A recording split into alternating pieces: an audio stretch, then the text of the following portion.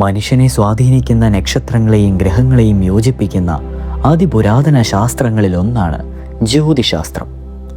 ജനന സമയത്തെ രാശിചക്രം മൂലം ലഭിക്കുന്ന നക്ഷത്രത്തിൻ്റെ അടിസ്ഥാനത്തിൽ ഒരു വ്യക്തിയുടെ മാനസികവും ശാരീരികവും ആത്മീയവുമായ സ്വഭാവ സവിശേഷതകൾ ജ്യോതിശാസ്ത്രം മൂലം മനസ്സിലാക്കുവാൻ സാധിക്കുന്നു. ഇന്ന് നമ്മൾ ഇതേ ജ്യോതിഷത്തെ ഏറ്റവും സാധാരണക്കാരനിലേക്ക് മനസ്സിലാക്കി കൊടുക്കുവാൻ തയ്യാറെടുക്കുകയാണ്. അത് ഒരു ക്ലാസ് രൂപേണ ആയിരിക്കും. ആദ്യം നമുക്ക് ജ്യോതിഷത്തിലെ ഗ്രഹങ്ങളെ പറ്റി അറിയാം. നവഗ്രഹങ്ങളാണ് ജ്യോതിഷത്തിൻ്റെ അടിസ്ഥാന ശില. ജ്യോതിഷക്കാർ നവഗ്രഹങ്ങൾ എന്ന് പറയുന്ന 9 ഗ്രഹങ്ങളെ കൂടി ജാതക ചിന്തയ്ക്ക് അടിസ്ഥാനമായി എടുത്തിട്ടുണ്ട്. അതായത് സൂര്യൻ, ചന്ദ്രൻ, ചൊവ്വ, ബുധൻ, വ്യാഴം, ശുക്രൻ, ശനി എന്നീ പ്രകാശനമായ 7 ഗ്രഹങ്ങളും രാഹു, കേതു എന്ന 2 തമോഗ്രഹങ്ങളുമാകുന്നു അവ. ഗുളികൻ അല്ലെങ്കിൽ മാന്തി എന്നൊരു ഉപഗ്രഹം കൂടിയുണ്ട്.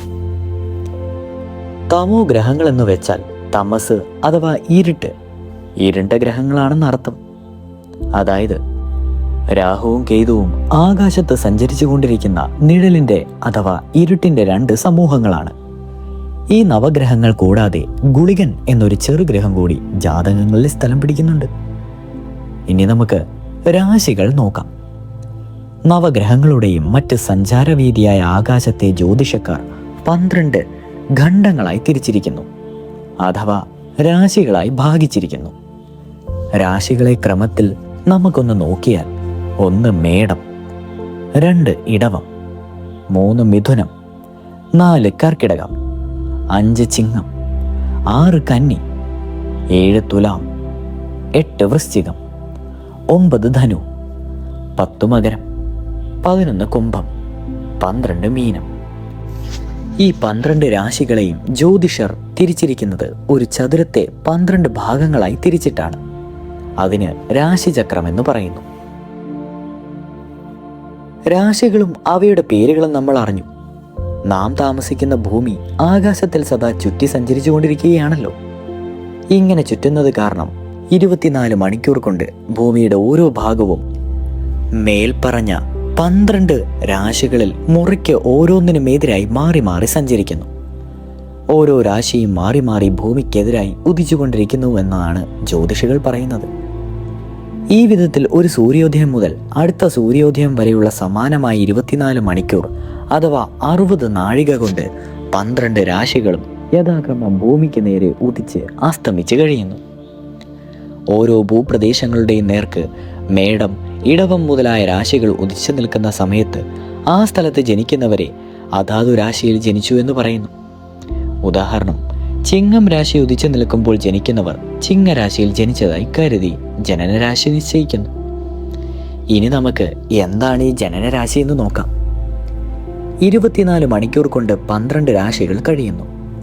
ഒരു രാശിക്ക് 60/12, അതായത് 5 നാഴിക എന്നാണ് കണക്ക്.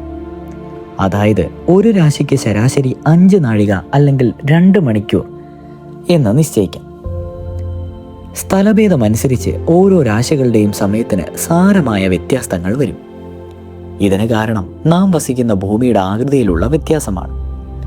കേരള നാടിനെ സംബന്ധിച്ച് ജ്യോതിഷികൾ തയ്യാറാക്കിയ ഒരു പട്ടിക പറയുകയാണെങ്കിൽ മേടം നാഴിക 4 വിനാഴിക 36, ഇടവം നാഴിക 5 വിനാഴിക 9, മിഥുനം നാഴിക 5 വിനാഴിക 29, കർക്കിടകം നാഴിക 5 വിനാഴിക 19, ചിങ്ങം നാഴിക 4 വിനാഴിക 59, കന്നി നാഴിക 4 വിനാഴിക 53, തുലാം നാഴിക 5 വിനാഴിക 7, വൃശ്ചികം 5 27, ധനു 5 23, മകരം 4 54, കുംഭം 4 26, മീനം 4 18. അങ്ങനെ മൊത്തത്തിൽ 60 നാഴികകളാണുള്ളത്. ഒരു നാഴികയുടെ 60ൽ ഒരു ഭാഗമാണ് ഒരു വിനാഴിക എന്നുകൊണ്ട് ഉദ്ദേശിക്കുന്നത്. 12 മാസങ്ങൾ തുടർച്ചയായി വരുന്ന, അതായത് ചിങ്ങം, കന്നി, തുലാം ഇങ്ങനെ ഒരു വർഷം വരുമല്ലോ. അങ്ങനെ ആ വർഷങ്ങളുടെ മാസത്തിന് പേര് വന്നതും ഈ ഒരു രാശികളാണ് കാരണം. സൂര്യൻ ഒരു രാശിയിൽ പ്രവേശിക്കുന്ന തീയതി മുതൽ അതിൽ നിന്നും അടുത്ത രാശിയിൽ കടക്കുന്നത് വരെയുള്ള കാലമാണ് ഒരു മാസം. അതായത് സൂര്യൻ മേടം രാശിയിൽ പ്രവേശിക്കുന്നത് മുതൽ അതിൽ നിന്ന് ഇടവത്തിൽ വരുന്നത് വരെ മേടമാസം, അതിനുശേഷം മിഥുന രാശിയിലേക്ക് പ്രവേശിക്കുന്നത് വരെ ഇടവമാസം. ഈ ക്രമത്തിന് മേടമാസം 30 ദിവസമുണ്ടെങ്കിൽ ഒന്നിന് കൊണ്ട് സൂര്യൻ മേടം രാശിയുടെ 1/30 ഭാഗവും 2 കൊണ്ട് 2/30 ഭാഗവും ഇങ്ങനെ നീങ്ങി 30 തീയതിയും കൊണ്ട് മേടം രാശിയുടെ ഒരറ്റം മുതൽ മറ്റേ അറ്റം വരെ സഞ്ചരിച്ചു. ഓരോ മലയാള മാസത്തിൻ്റെയും 1-ാം തീയതി ഉദയത്തിൽ ആ മാസത്തിൻ്റെ പേരിലുള്ള രാശിയാണ് തുടങ്ങുന്നത്. അതായത് മേടമാസം 1-ന് മേടം രാശി തുടങ്ങുകയും ഉദയം മുതൽ 4 നാഴികയും 36 വിനാഴികയും ഉണ്ടായിരിക്കുകയും ചെയ്യും. അതിനുശേഷം ഇടവരാശി തുടങ്ങുന്നു. ഇതുപോലെ ചിങ്ങം 1-ന് ഉദയത്തിന് ചിങ്ങം രാശി തുടങ്ങി 4 നാഴികയും 50 വിനാഴികയും ഉണ്ടായിരിക്കും. അതിനുശേഷം കന്നിരാശി തുടങ്ങുകയും ചെയ്യുന്നു. മേടമാസം 1-ന് രാവിലെ ഉദിച്ച 1 മണിക്കൂർ ആയപ്പോൾ ഒരു കുട്ടി ജനിച്ചു എന്ന് വിചാരിക്കാം. 1 മണിക്കൂർ എന്നത് 2.5 നാഴികയാണ്. അന്ന് ഉദയാൽപരം 4 നാഴികയും 36 വിനാഴികയും മേടം രാശി ആയതുകൊണ്ട് കുട്ടിയുടെ ജനനം മേടം രാശിയിലാണെന്ന് മനസ്സിലാക്കാം. കുട്ടിയുടെ ജനനം ആ ദിവസം രാവിലെ 2.5 മണിക്കൂർ ചെന്നപ്പോഴാണെങ്കിൽ രാശി മാറിപ്പോകുന്നു. 4 നാഴികയും 36 വിനാഴികയും മാത്രമേ മേടരാശിക്കുള്ളൂ. അതിനുശേഷം 5 നാഴികയും 9 വിനാഴികയും ഇടവരാശിക്കാണ്. മലയാള മാസത്തിലെ 1-ാം തീയതി ഉദയത്തിന് ആ രാശി തുടങ്ങുന്നുവെന്നും ഓരോ തീയതി കഴിയും തോറും ഈ തുടങ്ങലിന് അല്പം വ്യത്യാസം വന്നുകൊണ്ടിരിക്കുന്നുവെന്നും പറഞ്ഞു കഴിയും. ഇനി നമുക്ക് ലഗ്നം എന്താണെന്ന് നോക്കാം. ജ്യോതിഷികൾ ജനനരാശിയെയാണ് ലഗ്നം എന്ന് പറയുന്നത്. ഉദാഹരണത്തിന് ഗംഗാധരൻ എന്നൊരാൾ 1120-ാം ആണ്ട് കുംഭമാസം 16-ന് രാവിലെ 2.5 മണിക്കൂർ ചെന്നപ്പോൾ ജനിച്ചു വന്നിരിക്കട്ടെ. അയാളുടെ ലഗ്നം നമുക്ക് കണ്ടുപിടിക്കാം. കുംഭമാസം ഉദയത്തിന് കുംഭരാശി തുടങ്ങുന്നു. 4 വിനാഴിക 26. 1120-ാം ആണ്ടത്തെ കുംഭമാസം 30 ദിവസമുണ്ട്. 16-ന് ഉദയമാകുമ്പോൾ കുംഭരാശിയിൽ നിന്നും കുറച്ച് ഭാഗം കഴിഞ്ഞിരിക്കും. അപ്പോൾ ഉദയാൽപരം കുംഭരാശി 2 നാഴികയും 13 വിനാഴികയും കഴിഞ്ഞാൽ മീനം രാശിയായി. രാവിലെ 2 മണിക്കൂർ ആകുമ്പോൾ ഉദയാൽപരം 5 നാഴികയാകും. അതിനാൽ ഗംഗാധരൻ്റെ ജനനരാശി അല്ലെങ്കിൽ ലഗ്നം മീനമാസമാണെന്ന് നിശ്ചയിക്കപ്പെടും. രാശിചക്രത്തിൽ ലഗ്നത്തെക്കുറിച്ച് ല എന്ന അക്ഷരം ജനരാശിയിൽ ഇട്ടതാണ്. അതൊക്കെ നിങ്ങൾ ചില സിനിമകളിലും കാണുമല്ലോ, ഒരു ല പോലെ. എന്നിരുന്നാലും അതിലേക്കൊന്നും കടക്കുന്നില്ല. നമുക്ക് രാശി നാഥന്മാർ ആരെന്നും നോക്കാം. സൂര്യൻ, ചന്ദ്രൻ തുടങ്ങിയ 7 ഗ്രഹങ്ങളോടും കൂടി ആകെപ്പാടെയുള്ള 12 രാശികൾക്കും ആധിപത്യം വഹിച്ചിരിക്കുന്നത് സൂര്യനും ചന്ദ്രനും ഗ്രഹങ്ങളിൽ രാജസ്ഥാനമുള്ളവരാണ്. സൂര്യൻ ചിങ്ങം രാശിയുടെയും ചന്ദ്രൻ കർക്കടകൻ രാശിയുടെയും അധിപതിയാണ്. ബുധൻ ചന്ദ്രന്റെ പുത്രനും യുവരാജാവുമാണ്. സൂര്യചന്ദ്രന്മാരുടെ ഇരുപുറവുമുള്ള 2 രാശിക്കും, അതായത് മിഥുനം, കന്നി, അതിൽ ആധിപത്യം ബുധന് കൊടുത്തിരിക്കുന്നു. ശുക്രൻ മന്ത്രിയാണ്. ഇടവം, തുലാം എന്നീ 2 രാശികൾക്ക് നാഥൻ ശുക്രമാണ്. ചൊവ്വ ഭൂമിയുടെ പുത്രനും രാജകുമാരനും സേനാധിപതിയുമാണ്. മേടം, വൃശ്ചികവും ചൊവ്വയുടെ രാശികളാണ്. വ്യാഴം ഗുരുവും മന്ത്രിപ്രധാനനുമാണ്. വ്യാഴത്തിൻ്റെ രാശികളാണ് മീനവും ധനുവും. ശനി സൂര്യപുത്രനും ഗ്രഹങ്ങളുടെ ദാസനുമാണ്. ഇനി ശേഷിച്ചിട്ടുള്ള മകരവും കുംഭവും രാശികൾ ശനിയുടേതാണ്. ഇങ്ങനെ 7 ഗ്രഹങ്ങളും കൂടി 12 രാശികൾക്ക് നാഥന്മാരായിരിക്കുന്നു. ഓരോ ഗ്രഹത്തിൻ്റെയും രാശിയെ അതിൻ്റെ ക്ഷേത്രം അല്ലെങ്കിൽ ഉപക്ഷേത്രം എന്ന് പറഞ്ഞു. ഇങ്ങനെ പറയുകയാണെങ്കിൽ മേടം, വൃശ്ചികം ചൊവ്വ ക്ഷേത്രം, ഇടവം, തുലാം ശുക്രക്ഷേത്രം, മിഥുനം, കന്നി ബുധക്ഷേത്രം, കർക്കടകം ചന്ദ്രക്ഷേത്രം, ചിങ്ങം സൂര്യക്ഷേത്രം, ധനു, മീനം വ്യാഴക്ഷേത്രം, മകരം, കുംഭം ശനിക്ഷേത്രം. അടുത്തത് മൂലത്രികോണം നോക്കാം. ഗ്രഹങ്ങളുടെ ബലമെല്ലായ്പ്പോഴും ഒരേ അവസ്ഥയിലായിരിക്കുകയില്ല. അവ സ്ഥിതി ചെയ്യുന്ന രാശി അനുസരിച്ച് ബലത്തിനും വ്യത്യാസമുണ്ടാകും. ഗ്രഹങ്ങൾക്കെല്ലാം മേൽ കാണിച്ച അവയുടെ സ്വക്ഷേത്രങ്ങളിൽ അവിടെ നിൽക്കുമ്പോൾ പകുതി ബലം മാത്രമേ ഉണ്ടായിരിക്കുകയുള്ളൂ. ഓരോ ഗ്രഹങ്ങൾക്കും ചില രാശികൾ സ്വക്ഷേത്രങ്ങളാകുന്നതുപോലെ വേറെ ചില രാശികൾ മൂലത്രികോണ ക്ഷേത്രങ്ങൾ എന്ന് പറയുന്നു. തൻ്റെ മൂലത്രികോണ ക്ഷേത്രത്തിൽ നിൽക്കുന്ന ഗ്രഹത്തിന് 3/4 ബലമുണ്ടായിരിക്കും. ഇത് സ്വക്ഷേത്ര ബലത്തേക്കാൾ കൂടുതലായിരിക്കും. സൂര്യൻ, ചന്ദ്രൻ തുടങ്ങിയുള്ള ഗ്രഹങ്ങളുടെ മൂലത്രികോണ രാശികൾ താഴെ പറയാം. അതായത് സൂര്യന് മൂലത്രികോണം ചിങ്ങം തന്നെ, ചന്ദ്രന് ഇടവവും ചൊവ്വയ്ക്ക് മേടവും, ബുധന് കന്നിയും, വ്യാഴത്തിന് ധനുസും, ശുക്രന് തുലാമും, ശനിക്ക് കുംഭവും. മൂലത്രികോണ ക്ഷേത്രങ്ങൾ എളുപ്പം മനസ്സിലാക്കുന്നതിനായി നിങ്ങൾ ഇന്റർനെറ്റിൽ മൂലത്രികോണം എന്നടിച്ചാൽ മതി. അടുത്തതായി ഉച്ചം എന്താണെന്ന് നോക്കാം. മൂലത്രികോണ രാശികൾക്ക് പ്രത്യേകമുള്ളതുപോലെ ഉച്ചരാശികൾക്കും പ്രത്യേകമുണ്ട്. മൂലത്രികോണ ക്ഷേത്രത്തിൽ മുക്കാൽ ബലവും സ്വക്ഷേത്രത്തിൽ ഗ്രഹങ്ങൾക്ക് പകുതി ബലവുമുണ്ട്. ഉച്ചക്ഷേത്രത്തിൽ അവയ്ക്ക് പൂർണ്ണ ബലമുണ്ടായിരിക്കുന്നതാണ്. ഗ്രഹങ്ങളുടെ ഉച്ചരാശികൾ താഴെ പറയുന്നവയാണ്: ആദിത്യൻ മേടവും, ചന്ദ്രൻ ഇടവവും, ചൊവ്വ മകരം, ബുധൻ കന്നി, വ്യാഴം കർക്കിടകം, ശുക്രൻ മീനം, ശനി തുലാം. അടുത്തത് അത്യുച്ചമാണ്. ഗ്രഹങ്ങൾ ഉച്ചരാശിയിൽ നിൽക്കുമ്പോൾ അവയ്ക്ക് പൂർണ്ണബലം ഉണ്ടായിരിക്കും. ഗ്രഹങ്ങളുടെ ഉച്ചസ്ഥിതിയിൽ തന്നെ ഉരൽക്ക് അവയ്ക്ക് അത്യുച്ച സ്ഥാനവും ഉണ്ടാകും. ഉച്ചരാശിയിൽ പ്രവേശിച്ച ശേഷം ഒരു ദിവസം അവയുടെ പൂർണ്ണബലത്തിൻ്റെ പരമകാഷ്ഠ പ്രാപിക്കുന്നതിനാണ് അത്യുച്ചമെന്ന് പറയുന്നത്. അത്യുച്ച സ്ഥിതിയിൽ നിൽക്കുന്ന ഗ്രഹത്തിന് അത്യധികം ബലമുണ്ടായിരിക്കും. അത്യുച്ച സ്ഥിതി അപ്പോഴാണ് സംഭരിക്കുന്നത്. ആദ്യത്തിന് തൻ്റെ ഉച്ചരാശിയായ മേടത്തിൽ പ്രവേശിച്ചിട്ട് 10-ാം ദിവസം അത്യുച്ച സ്ഥിതിയിലാണ്. അതായത് 10-ാം ഉദയം.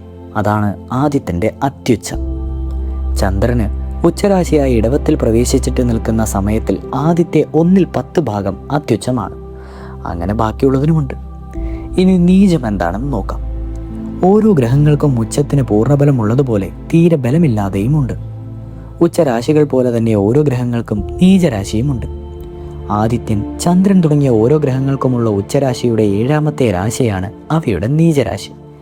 അതായത് ആദിത്യന് നീചരാശി തുലാമും, ചന്ദ്രന് വൃശ്ചികവും, ചൊവ്വയ്ക്ക് കർക്കിടകവും, ബുധന് മീനവും, വ്യാഴത്തിന് മകരവും, ശുക്രന് കന്നിയും, ശനിക്ക് മേടവും.